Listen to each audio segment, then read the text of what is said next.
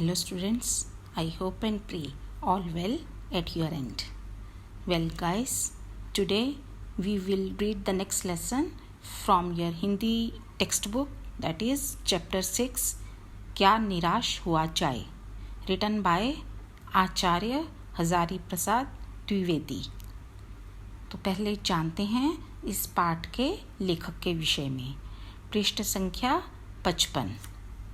आचार्य हजारी प्रसाद द्विवेदी का जन्म 19 अगस्त 1907 को उत्तर प्रदेश के बलिया ज़िले के छपरा नामक ग्राम में हुआ था। वे हिंदी के मौलिक निबंधकार, मौलिक होते हैं जो स्वयं लिखते हैं, मतलब ओरिजिनल, उत्कृष्ट समालोचक, समालोचक होता है क्रिटिक, और सांस्कृतिक विचारधारा के प्रमुख उपन्यासकार थे। सूर, तुलसी और कबीर पर लिखी गईं उनकी आलोचनाएं हिंदी साहित्य की अनुपम निधियां हैं। मंत्र तंत्र उनका कहानी संग्रह है। अनाम दास का पोथा, अशोक के फूल, आलोक पर्व, कुटज, चारु चंद्रलेख, पुनर्नवा, बाण भट्ट की आत्मकथा, मेघदूत एक पुरानी कहानी, हिंदी साहित्य, उद्भव और विकास आदि उनकी प्रमुख रचनाएं हैं। वर्ष 1957 में उन्हें साहित्य में उल्लेखनीय योगदान देने के लिए पद्म भूषण से सम्मानित किया गया। 19 मई 1979 को इस महान साहित्यकार का देहावसान हो गया। तब हम कहानी इस पाठ की बात करते हैं। पाठ 6 क्या निराश हुआ जाए, पृष्ठ संख्या 51। तो इसका क्या अर्थ है, क्या निराश हुआ जाए, शुड वी गेट डिसअपॉइंटेड। सो पहले हम इसका परिचय पढ़ते हैं कि इसमें क्या है। वर्तमान समय में विघटनकारी होती हैं डिसरप्टिव, मीन्स हानिकारक, हार्मफुल। विघटनकारी सामाजिक परिस्थितियों को देखकर ऐसा लगता है कि ईमानदारी, सच्चाई, परोपकार और सद्भाव जैसे सद्गुण अब समाज में जीवित नहीं हैं, क्योंकि धोखेबाजी और बेईमानी से धन कमाकर लोग सुखी और संपन्न जीवन बिता रहे हैं। जन साधारण में, मतलब आम लोगों में, संचार माध्यम means you can say social media, समाचार पत्र की सुर्खियों में भ्रष्टाचार के प्रति घोर आक्रोश प्रकट करना, आक्रोश मतलब गुस्सा करना, यह दिखाता है कि आज भी कहीं ना कहीं अंतर्मन में ये मानवीय मूल्य शेष हैं। लेखक ने इस निबंध में भी यह प्रमाणित किया है कि समाज में सच्चाई, ईमानदारी, परोपकार और आपसी सद्भाव आज भी विद्यमान है। आवश्यकता है इन गुणों को उजागर करने की, मीन्स प्रकट करने की, ओपन करने की, जिससे लोगों का इनके प्रति विश्वास बना रहे। बुराई कभी अच्छाई के सामने टिक नहीं सकती है। अच्छाई को महत्व देने से बुराई का स्वतः विनाश हो जाएगा। तो आगे है लोकमान्य तिलक का कथन। भारत की मिट्टी में कुछ अनूठा है जो कई बाधाओं के बावजूद हमेशा महान आत्माओं और दिव्य आदर्शों से परिपूर्ण रहा है। तो इसका तात्पर्य है कि भारतवर्ष की मिट्टी में सच में कुछ तो विशेषता है कि यहाँ के वासियों को सदियों से अनेक विपदाओं, बाधाओं का सामना करना पड़ा, फिर भी ना तो यहाँ महान आत्माओं ने जन्म लेना ही बंद किया और ना ही यहाँ के वासियों के दिव्य आदर्श, महान मूल्य ही कम हुए। तो हम पाठ पढ़ते हैं। मेरा मन कभी कभी बैठ जाता है। मन बैठना मतलब निराश हो जाना, डिसअपॉइंटेड हो जाना। समाचार पत्रों में ठगी, डकैती, चोरी, तस्करी और भ्रष्टाचार के समाचार भरे रहते हैं। आरोप प्रत्यारोप, इसका मतलब होता है आरोप प्रत्यारोप मीन्स एक दूसरे पर दोष लगाना। एक ने हम पे लगाया, हमने उस पर लगा दिया का कुछ ऐसा वातावरण बन गया है कि लगता है जैसे देश में कोई ईमानदार आदमी ही नहीं रह गया है। हर व्यक्ति संदेह की दृष्टि से देखा जा रहा है, मतलब हर व्यक्ति पर हम शक करते हैं कि इसमें भी कोई ना कोई बुराई होगी। जो जितने ही ऊंचे पद पर हैं उनमें उतने ही अधिक दोष दिखाए जाते हैं। एक बहुत बड़े आदमी ने मुझसे एक बार कहा था कि इस समय सुखी वही है जो कुछ नहीं करता। जो कुछ भी करेगा उसमें लोग दोष खोजने लगेंगे, कि मतलब कहने का मतलब राइटर का कि बेटर है कुछ भी ना करो, कुछ करेंगे तो उसमें कुछ ना कुछ कमियां लोग निकालने लगेंगे। उसके सारे गुण भुला दिए जाएंगे और दोषों को बढ़ा चढ़ाकर दिखाया जाने लगेगा। दोष किसमें नहीं होते, यही कारण है कि हर आदमी दोषी अधिक दिख रहा है, गुणी कम या बिल्कुल ही नहीं। स्थिति अगर ऐसी है तो निश्चय ही चिंता का विषय है। क्या यही भारतवर्ष है जिसका सपना तिलक और गांधी ने देखा था? तिलक यही जो भी जिनका कथन हमने पढ़ा, लोकमान्य बाल गंगाधर तिलक। और महात्मा गांधी ने जिस महान भारत का सपना देखा था, क्या ये वही भारतवर्ष है जहाँ पर लोग मतलब जिनके दोष अधिक हमें नज़र आते हैं, जहाँ पर लोगों के दोष अधिक नज़र आते हैं? रविंद्रनाथ ठाकुर और मदन मोहन मालवीय का महान संस्कृति सभ्य भारतवर्ष अतीत के किस गह्वर में डूब गया? गह्वर होता है गुफा, यू कैन से गड्ढा, या ठीक है। तो जो ये रविंद्रनाथ ठाकुर और ये मदन मोहन मालवीय जैसे महान नेता हुए हैं, लोग हुए हैं, उन्होंने जो महान संस्कृत वाले और महान सभ्यता वाले भारतवर्ष की कल्पना की थी, क्या वह सब अतीत के किसी गुफा में ही डूब गया? मतलब आज उसके हमें दर्शन नहीं हो सकते। आर्य और द्रविड़, आर्य होते हैं जो उत्तर भारत के लोगों को आर्य कहा जाता था प्राचीन काल में, और जो द्रविड़ होते थे दक्षिण भारतीय लोगों को द्रविड़ कहा जाता था। उनकी भाषा भी द्रविड़ ही थी। हिंदू और मुसलमान, यूरोपीय और भारतीय आदर्शों की मिलन भूमि।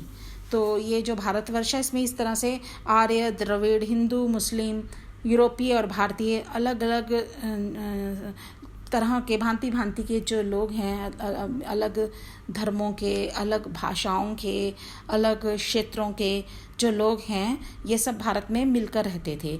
तो इसलिए यहाँ पर लेखक ने इसे मिलन भूमि कहा है। मानव महासमुद्र, क्या सूख ही गया? तो इस भारतवर्ष को मानव महासमुद्र की जो बहुत बड़ा समुद्र है जिसमें कोई भी आकर समा सकता है, तो क्या ये समुद्र सूख गया? मतलब लोग मिलजुल कर नहीं रह सकते? मेरा मन कहता है ऐसा हो नहीं सकता। हमारे मतलब जो राइटर है वो पॉजिटिव है। हमारे महान मनीषियों के, मनीषी कौन होते हैं? विद्वान, इंटेलेक्चुअल, बुद्धिजीवी के सपनों का भारत है और रहेगा। यह सही है कि इन दिनों कुछ ऐसा माहौल बना है कि ईमानदारी से मेहनत करके जीविका चलाने वाले, जीविका मतलब रोजी रोटी, लाइवलीहुड चलाने वाले निरीह और निरीह मतलब मासूम और भोले भाले श्रमजीवी पिस रहे हैं। श्रमजीवी कौन होते हैं? जो मेहनत मजदूरी करके अपना आजीविका चलाते हैं, मेहनत करने वाले।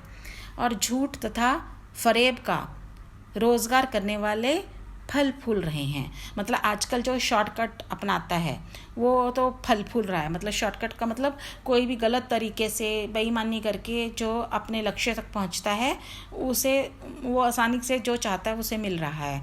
और जो ईमानदारी का रास्ता अपनाता है, मेहनत मजदूरी का रास्ता अपनाता है, वो बेचारे अभी भी पिस रहे हैं। मतलब उनको वह सब नहीं मिल पा रहा जो सुख सुविधाएं जो बेईमान लोग उठा रहे हैं। ईमानदारी को मूर्खता का पर्याय समझा जाने लगा है। तो आजकल लोगों की ये धारणा बन गई है कि जो ईमानदार है मानो वह मूर्ख है, मतलब जो भी ईमानदारी को फॉलो करता है मीन्स वो मूर्ख है। सच्चाई केवल भीरू और बेबस लोगों के हिस्से पड़ी है, और यदि कोई सच बोलता है तो लोग कहते हैं वो भीरू है या बेबस होगा। भीरू कौन होता है? डरपोक, मतलब उसको किसी बात का डर होगा, डरता होगा कि मुझसे मेरे साथ कुछ गलत ना हो जाए, या कोई बेबस होगा, हेल्पलेस होगा किसी कारण से, जिस कारण उसे सच बोलना पड़ रहा है, डरता है वो। मतलब ऐसी स्थिति में जीवन के महान मूल्यों के बारे में लोगों की आस्था ही हिलने लगी है। तो यदि हर कोई इस सोच को रखेगा कि सच बोलने की ज़रूरत नहीं है, ईमानदार लोग डरपोक होते हैं, तो ऐसे तो जो महान मूल्य हैं, मतलब ग्रेट वैल्यूज़ हैं, उन्हें कोई फॉलो नहीं करना चाहेगा। तो उसके प्रति लोगों का विश्वास डगमगाने लगेगा कि वैल्यूज़ का कोई फॉलो करने का कोई आज ज़माना नहीं है, हम भी दूसरे तरीक़ों से, गलत तरीक़ों से ही अपने लक्ष्य को पा सकते हैं, क्यों ना हम भी वो शॉर्टकट्स अपनाएं। परंतु ऊपर ऊपर जो कुछ दिखाई दे रहा है वह अभी हाल ही की मनुष्य निर्मित नीतियाँ क्या होती हैं? पॉलिसीज़ की त्रुटियाँ क्या होती हैं? उनमें कुछ मतलब कमियाँ रह गई, फॉल्ट्स की देन है। तो मतलब जो कुछ भी आज हो रहा है, हो सकता है जो हमारी जो पॉलिसीज़ हैं उनमें कुछ कमी हो, जिस कारण ये सब गलत हो रहा है। सदा मनुष्य बुद्धि नई परिस्थितियों का सामना करने के लिए नए सामाजिक विधि निषेधों को बनाती है। विधि निषेध मतलब क्या होते हैं? विधि मतलब क्या करना है, निषेध क्या नहीं करना है, हमें क्या करना चाहिए, क्या नहीं करना चाहिए। तो ये जो हमारी जो मनुष्य बुद्धि है वो डिफरेंट सिचुएशंस को फेस करने के लिए अलग तरह के कानून वगैरह बनाती रहती है कि हमें ऐसा करना चाहिए, ऐसा नहीं करना चाहिए। उनके ठीक साबित ना होने पर उन्हें बदलती है, और किसी कारण से मानो वो पॉलिसीज़ हमें लगता है कि ठीक नहीं होंगी, तभी गलत हो रहा है, तो हम उनको फिर से चेक करते हैं और फिर से उनको ठीक करते हैं, उन पॉलिसीज़ को चेंज करते हैं। नियम कानून सबके लिए बनाए जाते हैं, पर सबके लिए कभी कभी एक ही नियम सुखकर नहीं होता। तो जो ये लॉज हैं, कानून हैं, नियम हैं, रूल्स हैं, ये सबके लिए होते हैं, पर कई बार होता है एक नियम हर किसी के ऊपर को सुख नहीं देता। हो सकता है किसी के लिए अच्छा हो, किसी कोई फील करता है कि रूल हमारे लिए नहीं है, हमें तो कोई इसका फ़ायदा नहीं हो रहा। सामाजिक कायदे कानून कभी युग युग से परीक्षित आदर्शों से टकराते हैं। परीक्षित मतलब टेस्टेड, तो जो युगों से टेस्टेड जो आदर्श क्या होते हैं, वही मॉरल्स, मतलब जो वैल्यूज़ यू कैन से, तो उनसे टकराते हैं। इससे ऊपरी सतह आलोड़ित भी होती है। आलोड़ित मतलब उथल पुथल मचती है, ऊपर से तो लगता है कि सब तरफ उथल पुथल मच रही है। पहले भी हुआ है, आगे भी होगा, उसे देखकर हताश हो जाना ठीक नहीं है। मतलब यदि कोई पॉलिसी सही ढंग सूट नहीं बैठ रही, या जो उसके कारण सब कुछ ठीक नहीं चल रहा, तो हमें इतने से हताश नहीं हो जाना चाहिए, उनको फिर से रीचेक करना चाहिए। हो सकता है उसको ठीक करने से, उन पॉलिसीज़ को बदलने से सब ठीक हो जाए। भारतवर्ष ने कभी भी भौतिक वस्तुओं के संग्रह को बहुत अधिक महत्व नहीं दिया है। मतलब भौतिक वस्तुएं क्या होते हैं? मटीरियलिस्टिक अप्रोच, मतलब हम संग्रह करना मतलब इकट्ठा करना, मतलब हम लोगों की मटीरियलिस्टिक अप्रोच नहीं है। मतलब हम मटीरियल को अधिक इम्पोर्टेंस नहीं देते हैं। उसकी दृष्टि से मनुष्य के भीतर जो महान आंतरिक तत्व स्थिर भाव से बैठा हुआ है वही चरम और परम है। मतलब हम अपने अंतर मन को की आवाज़ ज़्यादा सुनते हैं, और हम जो हमें आत्मा हमारी कहती है ये सही है या गलत है, उसको हम सुनते हैं, उसको फॉलो करते हैं। हमें सामान इकट्ठे करने का, वस्तुएं इकट्ठे करने का हमारा यहाँ पे ऐसा ट्रेंड नहीं रहा है। लोभ, मोह, काम, क्रोध आदि विकार क्या होते हैं? इविल्स मनुष्य में स्वाभाविक रूप से विद्यमान रहते हैं, पर उन्हें प्रधान शक्ति मान लेना और मन तथा बुद्धि को उन्हीं के इशारे पर छोड़ देना बहुत निकृष्ट आचरण है। मतलब हम इन्हीं को इम्पोर्टेंस दें कि बस गुस्सा ही करना है, मोह, लोभ, ये जितने भी इविल्स हैं, इन्हीं को हम यदि इम्पोर्टेंस दें और अपने मन और बुद्धि को उन्हीं के इशारे पर छोड़ दें कि जो हमारा उस समय इन सब भावनाओं से, इन सब बुराइयों से जब हम ग्रस्त हो जाते हैं तो उन्हीं की सुनते हैं, उनके मुताबिक ही चलते हैं, तो हम अपने बुद्धि से काम नहीं लेते। तो ये हमारा बहुत बुरा आचरण है, गिरा हुआ आचरण है। निकृष्ट मतलब गिरा हुआ, बुरा आचरण मतलब बिहेवियर हमारा। भारतवर्ष ने कभी भी उन्हें उचित नहीं माना, उन्हें सदा संयम से के बंधन से बांध कर रखने का प्रयत्न किया है। किन्हें? इन बुराइयों को, जो ये जो काम, क्रोध, लोभ, मोह, ये जितनी भी बुराइयां हैं, इनको सदा संयम के बंधन से, मतलब उनके धाग, संयम मतलब क्या होता है? संतोष या कंट्रोल करना, नियंत्रित रखना। इन सबको नियंत्रित रखना चाहा है, कि रखा है उन्होंने, भारत के लोगों ने। इनको कभी अपने ऊपर हावी नहीं होने दिया। परंतु भूख की उपेक्षा नहीं की जा सकती, बीमार के लिए दवा की उपेक्षा नहीं की जा सकती। मतलब कोई भूखा है तो अपनी उस भूख को, यदि उसकी पूरी नहीं हो रही, उसकी भूख शांत नहीं हो रही, तो उसे फिर गुस्सा तो आएगा ही ना। तो मतलब वो सिचुएशंस बताते हैं कि ऐसी सिचुएशंस में कई बार मनुष्य अपने आप पर संयम नहीं रख पाता। तो ऐसी कोई बीमार है तो उसकी दवा की उपेक्षा नहीं की जा सकती। ऐसी गुमराह को ठीक रास्ते पर ले जाने के उपायों की भी उपेक्षा नहीं की जा सकती। कोई गुमराह है, मतलब गलत रास्ते पर जा रहा है, तो उसे ठीक करने के लिए भी हमें किसी भी तरह का मतलब जो अपना साधन का प्रयोग करना होगा, हो सकता है हमें क्रोध का प्रयोग करना पड़े। तो इस तरह से कभी कभी हम इन जो इविल्स का शिकार हम भी हो जाते हैं सिचुएशन के अकॉर्डिंगली। हुआ यह है कि इस देश के कोटि कोटि दरिद्र जनों की, कोटि कोटि मतलब करोड़ों, दरिद्र जन मतलब गरीब लोगों की हीन अवस्था, हीन क्या होती है? हीन अवस्था मतलब जो बहुत पुअर उनकी कंडीशंस हैं, को दूर करने के लिए ऐसे अनेक कायदे कानून बनाए गए हैं जो कृषि, उद्योग, वाणिज्य मतलब व्यापार, शिक्षा और स्वास्थ्य की स्थिति को अधिक उन्नत और सुचारू बनाने के लक्ष्य से प्रेरित हैं। तो इन गरीब लोगों की अवस्था को सुधारने के लिए बहुत से सरकार ने ऐसे कानून बनाए हैं कि जिससे कि ये जो कृषि, उद्योग, ये सब जो मैंने पढ़ा है, कृषि, उद्योग, वाणिज्य, शिक्षा और स्वास्थ्य की स्थिति को अधिक उन्नत, कि ये अच्छी और इनमें प्रोग्रेस हो और अच्छे ढंग से काम करें। तो ये उनके पीछे लक्ष्य है, उनके इन कानूनों को बनाने के पीछे का जो उनका एम है ये है। परंतु जिन लोगों को इन कार्यों में लगना है उनका मन सब समय पवित्र नहीं होता। पर इन कानूनों को आप पालन करने वाले, जिनको ये ड्यूटी दी गई है कि आपने इनको लागू करना है, पर यहाँ पर राइटर कह रहे हैं कि हर समय उनका मन पवित्र नहीं होता, मतलब वो ऑनेस्ट नहीं हो पाते हर समय।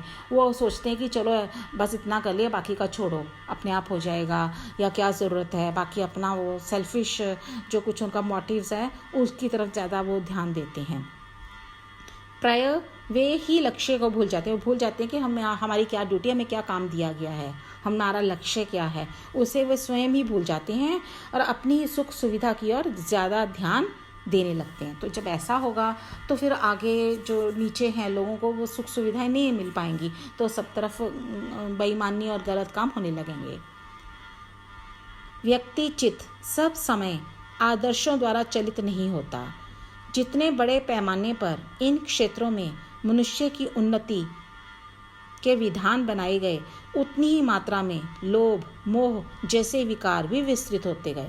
तो जैसे अभी ऊपर के हमने पैराग्राफ में पढ़ा है कि गरीब लोगों के जो लाइफस्टाइल को अच्छा बनाने के लिए, लिविंग स्टैंडर्ड्स को अच्छा बनाने के लिए ये सब जो नियम कानून बनाए जाते हैं, वो जो जितने भी ये हैं मनुष्य की उन्नति के लिए विधान बनाए गए, पर उतनी ही मात्रा में जो जिनकी ड्यूटी थी इनको लागू करना, उनके उतनी मात्रा में लोभ, मोह और विकार भी विस्तृत होते गए, उतने उनके मन में ये सब विकार भी पैदा होते गए। लक्ष्य की बात भूल गए, वो अपना लक्ष्य भूल गए। आदर्शों को मजाक का विषय बनाया गया। तो यदि कोई आदर्श, मतलब जिसकी आदर्शवादी किसी की अप्रोच है, मतलब वो आदर्शों को मानता है कि नहीं मुझे तो सही करना है, मुझे तो ऐसा ही करना है, तो उसका मजाक उड़ाया गया।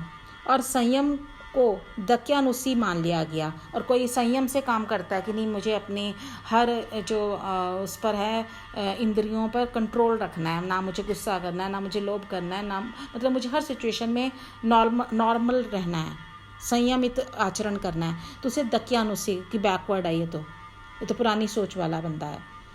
परिणाम जो होना था वह हो रहा है। तो मतलब यदि कोई अच्छा अपनी ज़िंदगी में कर रहा है तो उसका मजाक उड़ाया जा रहा है, तो और जो गलत काम कर रहे हैं वो उनको सब उसके आगे कोई बोल नहीं पा रहा, जिसका रिज़ल्ट ये हो रहा है कि सब तरफ अब गलत हो रहा है।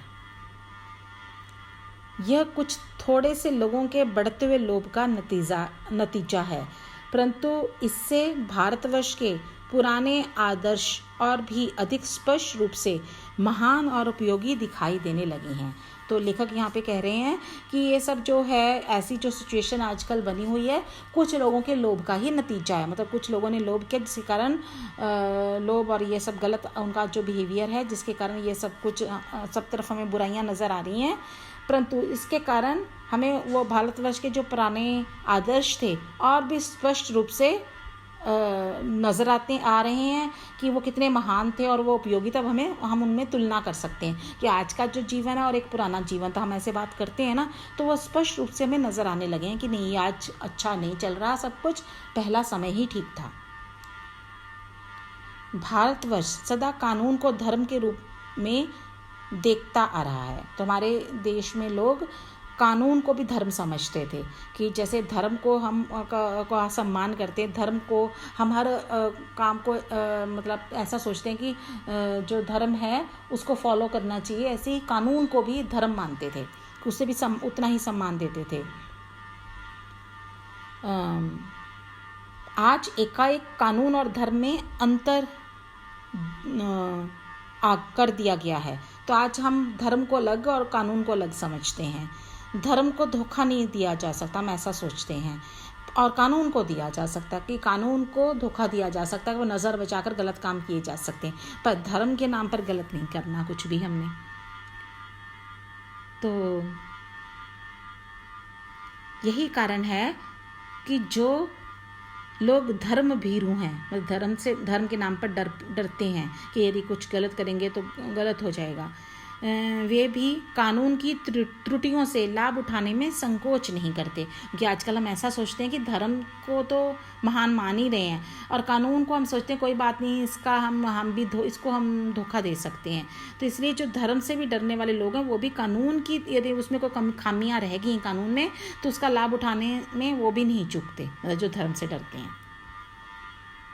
इस बात के पर्याप्त प्रमाण खोजे जा सकते हैं। पर्याप्त मतलब काफ़ी, प्रमाण मतलब सबूत, कि समाज के ऊपरी वर्ग में चाहे जो भी होता हो, भीतर ही भीतर भारतवर्ष अब भी यह अनुभव कर रहा है कि धर्म कानून से बड़ी चीज़ है। अब भी सेवा, ईमानदारी, सच्चाई और आध्यात्मिकता के मूल्य बने हुए हैं। कि चाहे कुछ बड़े लोग ऐसा गलत रास्ते पर हैं या गलत काम कर रहे हैं, धर्म को कुछ नहीं मानते, पर अधिकतर जो भारतवासी हैं, भारतवर्ष के लोग हैं, वो धर्म का बहुत रिस्पेक्ट देते हैं, उसका आदर करते हैं, और ये जो है सेवा, परोपकार, ईमानदारी, ऐसे सब इन बातों का वो को फॉलो करते हैं। वे दब अवश्य गए हैं लेकिन नष्ट नहीं हुए, मतलब सप्रेस हो गए हैं। मतलब लोग, हमें आम तौर पे ये सब जो है वैल्यूज़ अब नज़र नहीं आती, पर इसका मतलब ये नहीं कि ख़त्म हो गई हैं। आज भी वह मनुष्य से प्रेम करता है, महिलाओं का सम्मान करता है, झूठ और चोरी को गलत समझता है, दूसरों को पीड़ा पहुंचाने को पाप समझता है। अधिकतर जो भारतवासी ऐसा ही सोचते हैं कि ये सब जो है दूसरों को हम पीड़ा पहुंचाएंगे तो हमें पाप लगेगा। हर आदमी अपने व्यक्तिगत जीवन में इस बात का अनुभव करता है। तो मतलब अपने व्यक्तिगत जीवन में, मतलब पर्सनली हर जो इंडिविजुअल है, हर जो व्यक्ति है, वैसा फील करता है कि नहीं, ये सब गलत है, जो भी ये बाहर हो रहा है, जो गलत काम कर रहे हैं, ये गलत है। समाचार पत्रों में भ्रष्टाचार के प्रति जो इतना आक्रोश है, तो भ्रष्टाचार मतलब जो करप्शन है उसके ऊपर न्यूज़पेपर्स में भरा रहता है, लिखा होता है कि गुस्सा अपना जाहिर करते हैं कि वहाँ पे उन्होंने गलत किया, करप्शन की, ये वो, तो उसके ऊपर वो अपना गुस्सा जाहिर करते हैं। वह यही साबित करता है कि हम ऐसी चीज़ों को गलत समझते हैं और समाज के उन तत्वों की प्रतिष्ठा कम करना चाहते हैं जो गलत तरीके से धन या मान संग्रह करते हैं।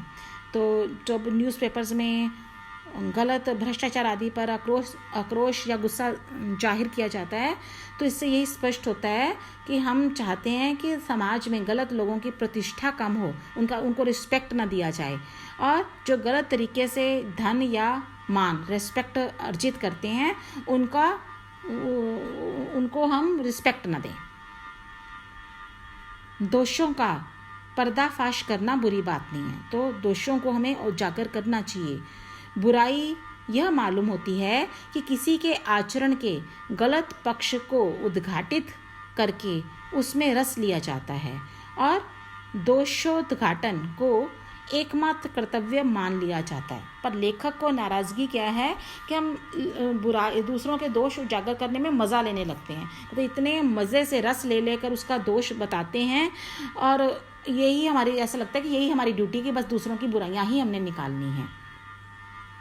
बुराई में रस लेना बुरी बात है, तो राइटर का ये शिकायत है कि बुराई यदि किसी में है तो उसमें मज़ा मत लो, उसको सुधार सकते हैं तो एक बार कहकर उसको सुधारा जा सकता है, पर उसमें मज़ा लेना गलत बात है। अच्छाई में उतना ही रस लेकर उजागर ना करना, और लेखक क्या कह रहे हैं कि अच्छाई में उतना ही रस लेकर उजागर ना करना और भी बुरी बात है। और यदि किसी में कोई अच्छाई नज़र आती है तो उसका रस लेकर उसको उजागर हम करते ही नहीं है, उसमें भी मज़ा लेना, देखो वो कितना अच्छा, उसको मज़ा ले लेकर सबको बताएं, तो वो हम करते नहीं हैं। तो ऐसा लेखक कहते हैं बिल्कुल गलत बात है कि बुराई को तो मज़े ले लेकर सबको बताते हैं किसी की बुराई को, और यदि किसी में अच्छाई है तो उसे बताने में हम बड़ा कतराते हैं। सैकड़ों घटनाएं ऐसी घटती हैं जिन्हें उजागर करने से लोक चित्त में अच्छाई के प्रति अच्छी भावना जगती है, कि जैसे हम बुराई को बताते हैं ऐसे ही न्यूज़पेपर्स वगैरह में, या हमें कहीं नज़र आए तो उसे भी बताना चाहिए कि उस बंदे ने वहाँ पे हमने देखा कि कैसे लोगों का भला किया, उनकी हेल्प की। यदि इन बातों को भी हम उजागर करें तो लोगों के मन में अच्छाई के प्रति अच्छी भावना कि हाँ अच्छाई का आज भी युग है, तो वो भी अच्छा करने के लिए प्रेरित होते हैं। एक बार रेलवे स्टेशन पर टिकट लेते हुए गलती से मैंने 10 के बजाय 100 रुपये का नोट दिया और मैं जल्दी गाड़ी में आकर बैठ गया। थोड़ी देर में टिकट बाबू उन दिनों के सेकंड क्लास के डिब्बे में हर आदमी का चेहरा पहचानता हुआ उपस्थित हुआ। उसने मुझे पहचान लिया और बड़ी विनम्रता के साथ मेरे हाथ में 90 रुपये रख दिए और बोला, यह बहुत गलती हो गई थी, आपने भी नहीं देखा, मैंने भी नहीं देखा। उसके चेहरे पर विचित्र संतोष की गरिमा थी। मैं चकित रह गया। तो आपने देखा ना, तो वो टिकट जो चेकर था या कौन था, हाँ टिकट बाबू, टिकट चेकर मतलब, उसने आकर उनका जो बैलेंस था वो राइटर लेना भूल गया, गलती से 10 की बजाय 100 का नोट देकर, और जल्दी में गाड़ी में आकर बैठ गए। तो टिकट जो बाबू था उसने आकर उन्हें ढूंढ कर उनके बाकी का जो बैलेंस था उनके रिटर्न किया, और ऐसा करके उसे बड़ा सेटिस्फेक्शन हुई कि मतलब उसके आत्मा पर अब कोई बोझ नहीं, उसका रिटर्न करके उसको बड़ा ही सेटिस्फाइड था। तो राइटर को बड़ा आश्चर्य हुआ कि ऐसे लोग अभी भी हैं, और जबकि सभी तरफ बुरा ही बुरा सुनने को मिलता है।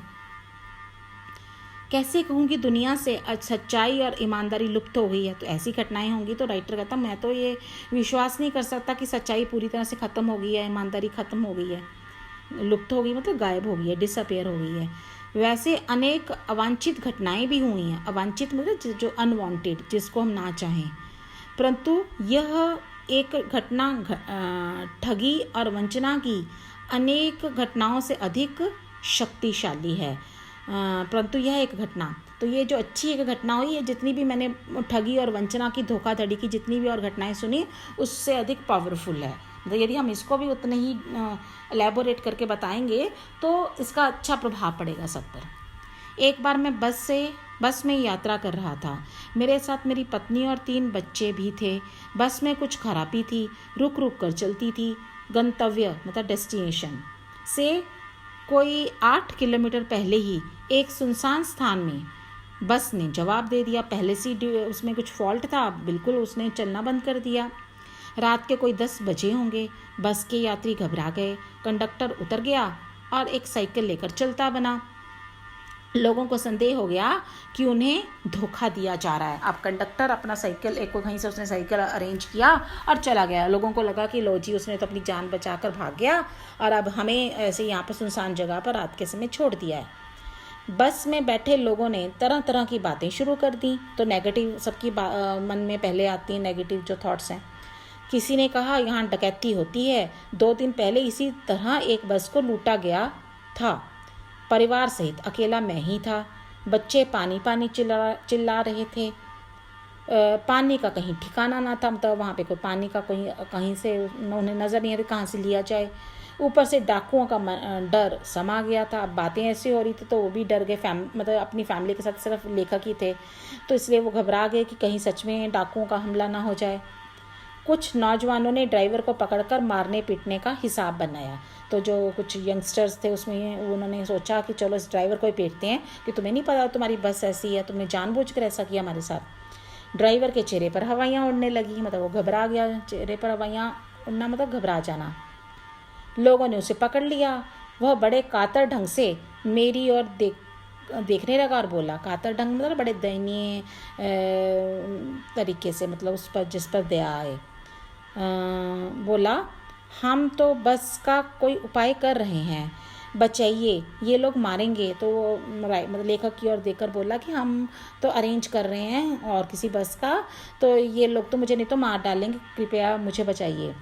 डर तो मेरे मन में भी था, पर उसकी कातर मुद्रा देखकर मैंने यात्रियों को समझाया कि मारना ठीक नहीं है, परंतु यात्री इतने घबराए हुए थे कि मेरी बात सुनने को तैयार नहीं हुए। कहने लगे, इसकी बातों में मत आइए, धोखा दे रहा है, कंडक्टर को इसने पहले ही डाकुओं के यहाँ भेज दिया है। तो वो सोच रहे हैं कि जो ये ड्राइवर और कंडक्टर डाकुओं के साथ मिले हुए हैं और वो कंडक्टर गया है उनको बुलाने के लिए, आ जाओ बस वालों को लूट लो। तो मैं भी बहुत भयभीत था, पर ड्राइवर को किसी तरह मारपीट से बचाया। पर डरा तो लिखा कहते मैं भी था, पर मैंने उन लोगों का कहा कि नहीं, मारने का कोई फ़ायदा नहीं, मारने से क्या होगा। तो 1.5-2 घंटे बीत गए। मेरे बच्चे भोजन और पानी के लिए व्याकुल थे, मतलब बहुत बेचैन दुखी थे। मेरी और पत्नी की हालत बुरी थी। लोगों ने ड्राइवर को मारा तो नहीं, पर उसे बस से उतारकर एक जगह घेर कर रखा कि उसके इर्द गिर्द इकट्ठे हो गए कि ताकि ये भाग ना सके। कोई भी दुर्घटना होती है तो पहले ड्राइवर को समाप्त कर देना उन्हें उचित जान पड़ा। मेरे गिड़गिड़ाने का उन पर कोई विशेष असर नहीं पड़ा। मतलब लेखक कह रहे थे कि ड्राइवर के साथ आप गलत क्यों कर रहे हो, पर वो उसकी लेखक की बात सुन नहीं रहे थे। इसी समय क्या देखता हूँ कि खाली बस चली आ रही है और उस पर हमारा बस कंडक्टर भी बैठा हुआ है। उसने आते ही कहा, अड्डे से नई बस लाया हूँ, इस बस पर बैठिए, वह बस चलाने लायक नहीं है। फिर मेरे पास एक लोटे में पानी और थोड़ा दूध लेकर आया और बोला, पंडित जी, बच्चों का रोना मुझसे देखा नहीं गया, वहीं दूध मिल गया, थोड़ा लेता आया। तो देखिए उस कंडक्टर और ड्राइवर के लिए लोग क्या क्या नहीं सोच रहे थे। और ये कंडक्टर बस का अरेंजमेंट करने के लिए, किसी और बस का अरेंजमेंट करने के लिए गया था ताकि यात्रियों को परेशानी ना हो, और साथ में वो लेखक के बच्चों के लिए दूध और पानी भी ले आया था। तो इसलिए मतलब हमें थोड़ा पॉजिटिव भी सोचना चाहिए। तो यात्रियों की जान में जान आई, सब ने उसे धन्यवाद दिया, ड्राइवर से माफ़ी मांगी और 12 बजे से पहले ही सब लोग बस अड्डे पहुंच गए। कैसे कहूँ कि मनुष्यता एकदम समाप्त हो गई। तब लेखक ने एक और ये जो इंसिडेंट्स बताया है उससे पता चलता है कि वो लेखक कह रहे हैं कि कैसे कह दूँ कि इंसानियत खत्म हो गई है, कैसे कहूँ कि लोगों में दया माया रह ही नहीं गई। जीवन में जाने कितनी ऐसी घटनाएं हुई हैं जिन्हें मैं भूल नहीं सकता। तो एक दो नहीं, कई बार ऐसा होता है कि हमें अच्छे लोगों से भी हमारा सामना होता है। तो इसलिए हमें यही नहीं सोचना चाहिए कि हर तरफ अब बस सिर्फ बुराई ही बची है। ठगा भी गया हूँ, धोखा भी खाया है, परंतु बहुत कम स्थलों पर विश्वासघात नाम की चीज़ मिलती है। पर ज़रूरी नहीं कि हर जगह पर हमें ऐसे मिलें कि जो हमारे साथ विश्वासघात ही करें। केवल उन्हीं बातों का हिसाब रखो जिनमें धोखा खाया है, तो जीवन कष्टकर हो जाएगा। हर समय यही सोचते रहें कि लोगों ने हमें ठग लिया, हमारे साथ धोखा किया, तो हम कभी भी सुखी नहीं हो पाएंगे। उन बातों को भी याद रखो जब हमारे साथ अच्छा हुआ था। ऐसी घटनाएं भी बहुत कम नहीं हैं जब लोगों ने अकारण सहायता की है। अकारण मतलब अपने सेल्फलेस होकर, मतलब उनको उसके पीछे कोई उनका रीज़न नहीं था हेल्प करने का, फिर भी उन्होंने किया। निराश मन को ढांढस दिया है और हिम्मत बंधाई है। तो ऐसे भी लोग हैं कि यदि हम कभी निराश हुए तो हमें हौसला दिया है, हिम्मत बंधाई है। कविवर रविंद्रनाथ ठाकुर ने अपने प्रार्थना गीत में भगवान से प्रार्थना की थी कि संसार में केवल नुकसान ही उठाना पड़े, धोखा ही खाना पड़े, तो ऐसे अवसरों पर भी हे प्रभु मुझे ऐसी शक्ति दो कि मैं तुम्हारे ऊपर संदेह ना करूं। मतलब तो ये जो गुरुवर रविंद्रनाथ ठाकुर थे, उन्होंने अपने प्रार्थना प्रेयर सॉन्ग भी लिखा कि यदि ऐसी भी सिचुएशन जीवन में आ जाए कि मेरे साथ हर समय धोखे ही हों, मुझे हानि ही हानि उठानी पड़े, तो भी हे भगवान, हे प्रभु, मैं आप पर संदेह ना करूं। मतलब मुझे आपके सर्वशक्तिमान होने पर कोई संदेह ना हो कि आप मेरी हर सिचुएशन में आप मुझे बचा लेंगे, मेरी रक्षा करेंगे। मनुष्य की बनाई विधियां गलत नतीजे तक पहुंच रही हैं, तो इन्हें बदलना होगा। तब लेखक कंक्लूड क्या कर रहे हैं कि यदि कोई हमारी विधियां, हमारे कानून, हमारे तरीके गलत हैं तो हम उन्हें चेंज कर लें। वस्तुतः आए दिन इन्हें बदला भी जा रहा है, मतलब एक्चुअली हो भी रहा है, चेंजेस हम ला भी रहे हैं अपने सिस्टम में ताकि कुछ कहीं पर गलत ना हो। लेकिन अब भी आशा की ज्योति बुझी नहीं है, तो इसलिए हमें आशावान रहना चाहिए, मतलब निराश नहीं होना चाहिए, डिसअपॉइंटेड नहीं होना चाहिए। महान भारतवर्ष को पाने की संभावना बनी हुई है, बनी रहेगी। तो हम अपने उसी ग्रेट इंडिया को, अपने महान भारत देश को फिर से पाकर रहेंगे जब वो महान वैल्यूज़ को, आदर्शों को वो उनका पालन करता था, हर कोई पालन करता था। ऐसा फिर से हो सकता है, होगा। तो ये आशा हमारे मन में सदा रहनी चाहिए और हमें खुद भी सोचना चाहिए कि हम भी इन वैल्यूज़ को फॉलो करें। मेरे मन, निराश होने की ज़रूरत नहीं है। तो अंत में लेखक अपने आप को ये मतलब एक आशावादी जो सोच है उसे अपनाने की बात कह रहे हैं कि मन निराश मत हो, सब ठीक होगा। तो ये थे डॉक्टर आचार्य हजारी प्रसाद द्विवेदी। तो बच्चों, आपने इस पाठ में यह सीखा कि हम दूसरों में केवल दोष ही ना देखें, बल्कि किसी की अच्छाइयों को भी उतनी ही ईमानदारी से उजागर करें ताकि लोगों को एहसास होता रहे कि आज भी अच्छाई, सच्चाई, ईमानदारी, परोपकार आदि महान मूल्य जिंदा हैं और वे भी उनसे प्रेरित होकर सदा अच्छाई का ही अनुसरण करें। तो अगली बार मिलते हैं इस पाठ के अभ्यास कार्य के साथ। तब तक अपना ख्याल रखिए, प्रसन्न व स्वस्थ रहिए। Good bye.